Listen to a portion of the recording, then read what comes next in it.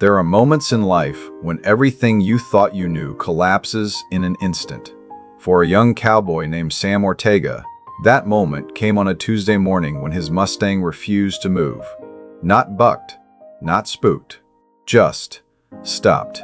Sam had ridden that horse across half of West Texas, through dust storms, summer heat that melted the horizon, winters so cold the ground cracked like glass. But on that particular morning, on a stretch of desert no different from any other, the Mustang planted all four hooves and went silent. Sam dismounted, checked for injury. Nothing. The horse was calm, almost too calm, like it was waiting for something. That's when Sam looked down. Beneath each hoof, carved into the stone outcrop they'd stopped on, were symbols, not random scratches, not natural erosion, deliberate markings. Precise, ancient. Four symbols, four hooves, perfectly aligned. Sam had crossed this trail 100 times. He'd never noticed them before. Or maybe he had, and his mind had dismissed them as cracks in the rock, tricks of shadow and light. But the Mustang knew. Animals know things we've forgotten. They remember what the land remembers. Sam crouched low, brushing dust from the carvings with his palm. The lines were deep, worn smooth by time but still clear enough to read, if you knew the language. He didn't, but someone in town might. What Sam didn't know, what no one in his family had known for generations, was that those symbols were more than decoration. They were a message, a boundary, a claim that had been buried under decades of broken treaties, stolen deeds, and silence. And his Mustang had just unlocked it. Before we go any further, I want to know where you're watching this from. Comment below and tell me your city, your state, your country. I want to see how far this story travels. Because what happened next didn't just change Sam's life. It changed everything his family believed about who they were and what they'd lost. Sam Ortega was 23 years old and already tired. Not the kind of tired that comes from a long day's work. The kind that comes from knowing the work will never be enough. That no matter how hard you ride, how many fences you mend, how many cattle you drive through the heat, you'll still wake up broke. His family had been in West Texas for 4 generations. Ranchers, laborers, cowboys, the kind of people who worked land they didn't own, for men who never learned their names. Sam's father had died when he was 16. Heart attack in the field. His mother had remarried a man who drank more than he worked, and Sam had left home the day he turned 18. He'd been drifting ever since, picking up ranch work where he could find it, sleeping in his truck, eating cold beans out of a can. The Mustang had been a gift, or a curse, depending on who you asked.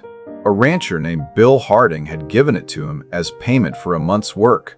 The horse was wild-caught, stubborn, and unpredictable.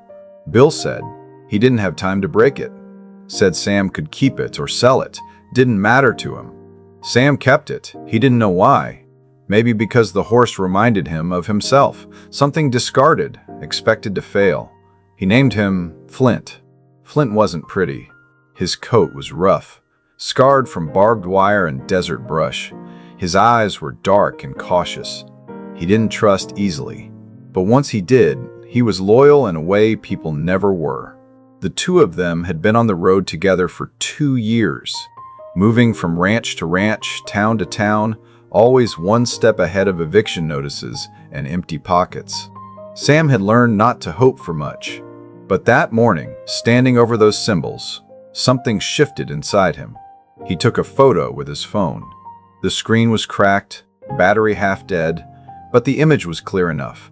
He mounted Flint and rode into town.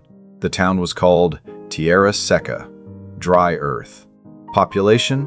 1,200 on a good year. It was the kind of place where everyone knew your business before you did, where the church and the bar shared a parking lot, and the only grocery store closed at 6. Sam didn't have many friends there. He kept to himself, but there was one person he thought might help. Her name was Rosa Delgado. Rosa was in her 70s. a retired school teacher who'd lived in Tierra Seca her entire life. She was known for two things: her homemade tamales and her encyclopedic knowledge of local history. If anyone could tell him what those symbols meant, it was her. Sam found her on her front porch, shelling peas into a metal bowl. She looked up as he approached, her eyes sharp despite her age. "Sam Ortega," she said. "You look like you've seen a ghost." "Maybe I have," Sam said. He showed her the photo. Rosa went still. For a long moment, she said nothing. Then she set the bowl aside and gestured for him to sit. "Where did you find this?" she asked quietly. "Out past the ridge, near the old Calloway property." Rosa nodded slowly. "Your horse took you there?" "Yeah." He stopped right on top of them, like he knew. Rosa's expression softened.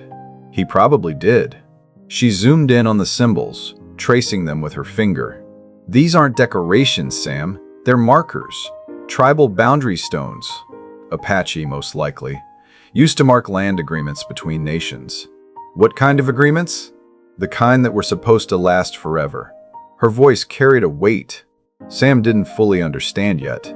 But forever doesn't mean much when the men in charge decide it's inconvenient. Rosa stood and disappeared into her house.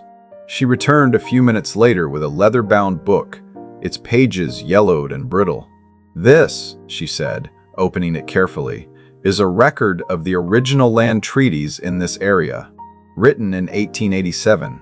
Most people don't know it exists." She flipped through the pages until she found what she was looking for. A hand-drawn map, faded ink, familiar terrain. And there, marked along the ridge, were the same symbols. "Your family name is Ortega, yes?" "Yeah." "Your great-great-grandfather." "His name was Vicente Ortega. He was one of the witnesses to this treaty. He signed on behalf of his family and the Apache families he'd married into." Sam stared at her. "What are you saying?" Rosa looked him in the eye. "I'm saying that according to this document, your family was granted 640 acres of land in perpetuity, land that was never sold, never forfeited, just forgotten." Sam's heart pounded. "That's impossible. My family never owned anything." "Because someone made sure you believed that." She pointed to a name on the document. "William Calloway. The same family that now owned half the county. They rewrote the records, Sam. Buried the original treaty. Paid off clerks, judges, surveyors.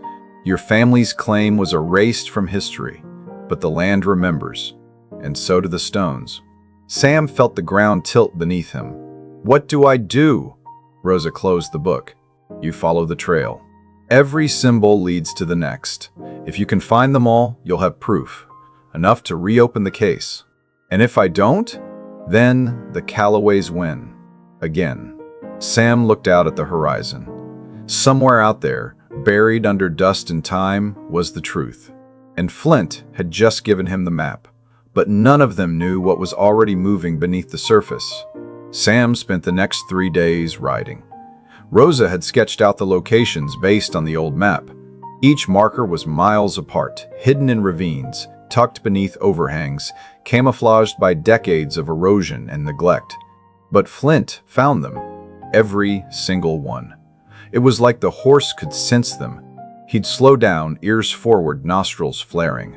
Then he'd stop, and beneath him, carved into stone or wood or clay, would be another symbol. Sam photographed each one, documented the locations, cross-referenced them with Rosa's notes. By the 4th day, he had 11 symbols. According to the map, there should be 12. The final marker was the key, the one that would tie everything together. But it was also the most dangerous, because it sat directly on Calloway land. Bill Calloway wasn't just the richest man in the county. He was the most feared. His family had controlled Tierra Seca for over a century. They owned the feed store, the bank, the cattle yards. They decided who got loans, who got work, who got run out of town. Crossing onto Calloway land without permission wasn't just trespassing. It was a death sentence for your reputation. and maybe more. But Sam didn't have a choice. He waited until nightfall, rode out under a moonless sky, Flint's hooves muffled by sand. The final marker was supposed to be near an old windmill on the eastern edge of the property, abandoned for years, rusted and forgotten. Sam found it just after midnight. The symbol was carved into the base of the windmill, deeper than the others, more deliberate. This one hadn't been meant to fade. Sam crouched down, heart hammering, and took the photo. That's when he heard the engine. Headlights cut through the darkness. A truck, coming fast. Sam swung into the saddle. "Go, Flint! Now!" The Mustang didn't hesitate. He bolted, hooves thundering across the open desert. The truck followed. Sam could hear men shouting. A rifle shot cracked the air. Not close, but close enough. Flint ran like his life depended on it. And maybe it did. They made it to the ridge and disappeared into the canyon, the truck's headlights fading behind them. Sam didn't stop until they were miles away, deep in the hills where no vehicle could follow. He dismounted, chest heaving, and pressed his forehead against Flint's neck. "You saved us," he whispered. Again. The horse was breathing hard but calm, steady. Sam pulled out his phone and looked at the final photo, the 12th symbol. He had them all. Now came the hard part. Rosa didn't waste time. The next morning, she brought in a man named Thomas Bly. He was a lawyer from El Paso, specialized in indigenous land rights and treaty law. Rosa had known him for years. Thomas looked at the photos, read the original document, cross-reference the county records. Then he leaned back in his chair and let out a long breath. "This is real," he said. "You have a legitimate claim." Sam felt something he hadn't felt in years. Hope. How do we prove it? We file with the county clerk. Request a formal review of the deed history. Force them to produce the original documentation or admit it's missing. And if they fight it, they will, Thomas said. The Callaways aren't going to roll over. This could take years, cost money you don't have, and it'll make you a target. Sam looked at Rosa. She nodded. "Do it," Sam said. Thomas filed the paperwork that afternoon. By sunset, the whole town knew. The whispers started immediately. At the diner, the post office, the feed store. Sam Ortega thinks he owns land. That drifter kid with the wild horse. He's gonna lose. Callaways always win. But there were other whispers too. Quieter ones. From older families. Families with Apache blood. Families who remembered. Maybe it's time someone stood up. Maybe the boys got it right. Maybe the land does remember. Sam started getting visitors. People he'd never spoken to. Elders who brought him food, old maps, stories their grandparents had told them. One woman, bent with age, touched Flint's nose and whispered something in a language Sam didn't understand. When she left, Rosa translated. She said the horse carries the spirit of the land, that he was sent to you for a reason. Sam didn't know if he believed that, but he was starting to understand that this wasn't just about him anymore. 3 weeks after the filing, Sam got a visitor, Bill Calloway himself. He arrived at Sam's camp, a tent pitched near the ridge, in a black truck with tinted windows. Sam stood as the old man climbed out. Bill was in his 70s, tall, gray-haired, with eyes like flint. "Sam Ortega," Bill said. His voice was smooth, practiced. "You've caused quite a stir. Wasn't my intention?" "No?" Bill smiled. "Filing a legal claim against my family's land wasn't intentional? It's not your land." The smile faded. "Son, I'm going to be very clear with you. You don't want to do this. You think you've found something, but you don't understand the world you're stepping into. You're going to lose. And when you do, you'll have nothing. No work, no reputation, no future in this county. I'll take my chances." Bill studied him for a long moment. Then he glanced at Flint, grazing nearby. "That's a fine horse," he said quietly. "Be a shame if something happened to it." Sam's blood ran cold. Bill turned and walked back to his truck. "You've got 1 week to drop the claim," he called over his shoulder. After that, I can't protect you from what happens next." The truck drove away, leaving a cloud of dust in its wake. Sam stood there, shaking with anger and fear. Flint walked over and pressed his nose against Sam's chest. "We're not backing down," Sam whispered. "No matter what." But the most dangerous truth hadn't been spoken yet. The pressure came from everywhere. Sam's few remaining clients canceled their contracts. The feed store refused to sell to him. The diner wouldn't serve him. He was being erased.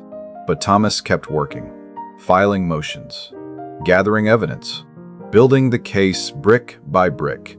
And Sam kept writing. Every morning, he and Flint would trace the boundary markers, memorizing the trail, making sure he could prove, without question, where the land began and ended. It was during one of these rides that he met her. Her name was Elena Vargas. She was a journalist from Albuquerque, freelance, writing a story about land theft and forgotten treaties in the Southwest. She'd heard about Sam's case. "I want to tell your story," she said. Sam was wary. "Why?" "Because people need to know. This isn't just about you. It's about every family that's been silenced, every treaty that's been broken." Elena was sharp, relentless. She interviewed Rosa, Thomas, the elders who'd come forward. She dug into county records, found inconsistencies, traced shell companies back to the Calloway family, and she spent time with Sam. At first, he didn't trust her, didn't trust anyone. But Elena wasn't like the others. She listened. She didn't pity him. She didn't treat him like a victim. She saw him. One evening, as they sat by the fire, she asked him why he didn't just walk away. "You could sell the photos, take a settlement, start over somewhere else." Sam stared into the flames. "Because if I walk away, it'll never stop. The Calloways will keep taking, and people like me will keep losing." Elena nodded. "Then we fight." The threats escalated. Someone slashed the tires on Sam's truck. Graffiti appeared on Rosa's fence. "Traitor." Thomas received a letter from an anonymous sender. Photos of his kids at school. Sam wanted to pull back, wanted to protect the people helping him, but Rosa wouldn't hear it. "This is bigger than us, Sam. Don't you dare quit now." The breakthrough came in the form of a document. Elena found it in a county archive, misfiled under the wrong year. A letter from 1889, written by a territorial judge, acknowledging the Ortega family's claim, confirming the treaty. It was the smoking gun. Thomas filed it immediately. The county clerk had no choice but to schedule a hearing. The night before the hearing, Sam couldn't sleep. He sat outside, Flint beside him, staring at the stars. "I don't know if I can do this," he whispered. Flint nickered softly, pressed his head against Sam's shoulder, and Sam realized something. He wasn't alone. He'd spent his whole life believing he had to carry everything by himself, that asking for help was weakness. That trust was a luxury he couldn't afford. But Rosa had stood by him.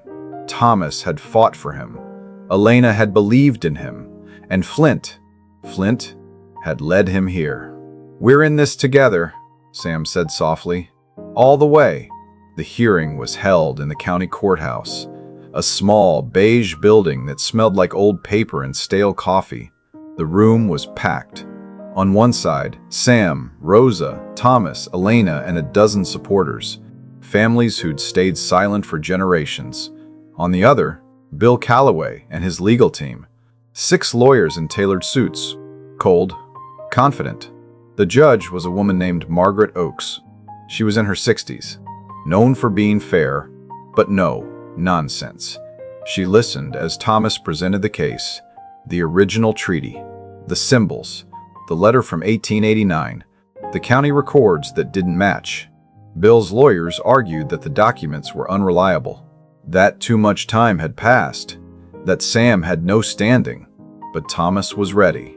He brought in an expert, a historian from the University of Texas. She confirmed the authenticity of the symbols, explained the significance of the boundary markers, testified that the Ortega claim was not only valid, It had never been legally dissolved. The Calloway lawyers tried to discredit her, tried to attack her credentials. She didn't flinch. Then Elena stood. She presented her findings: the shell companies, the forged deeds, the paper trail that led directly back to the Calloway family. The room went silent. Bill's face went pale. Judge Oakes reviewed the documents. For what felt like hours, she said nothing. Then she looked up. This court finds that the original treaty of 1887 is valid and enforceable. The Ortega family's claim to the land in question is legitimate. The Calloway family is ordered to cease all activity on the disputed property pending a full survey and reevaluation of county records. The room erupted. Sam felt his knees buckle. Rosa grabbed his arm, tears streaming down her face. Bill Calloway stood, shaking with rage, but his lawyers held him back. Judge Oakes banged her gavel. This court is adjourned. Outside, the crowd surrounded Sam. People cheering, crying, clapping him on the back. Elena hugged him. "You did it!" Thomas shook his hand. "This is just the beginning, but it's a hell of a start." Sam walked to where Flint was tied. The Mustang lifted his head, calm as ever. Sam pressed his forehead against the horse's neck. "Thank you," he whispered, "for everything. If this moment hit you, if you understand what it means to fight for what's right, share this story. Let people know what was really hiding all along." The weeks that followed were a blur. The county launched a full investigation into the Calloway family's land holdings. Other families came forward. Stories that had been buried for decades finally saw daylight. Bill Calloway didn't go to jail. Men like him rarely do. But his empire cracked. His children distanced themselves. His name, once untouchable, became a cautionary tale. One afternoon, Sam got a call. It was Bill. "Can we talk?" the old man asked. His voice was different, tired. Sam agreed to meet him. They met at the ridge, where the first symbol had been found. Bill climbed out of his truck slowly. He looked older, fragile. "I didn't know," he said quietly. "About the treaty, about your family. My grandfather handled all of that. I just inherited it. That doesn't make it right." "I know." Bill looked out at the land. "I spent my whole life protecting something that was never really mine, and I hurt people doing it. People like you." Sam didn't respond. "I can't undo what's been done," Bill continued. "But I can stop fighting. The land is yours. I'll sign whatever needs to be signed."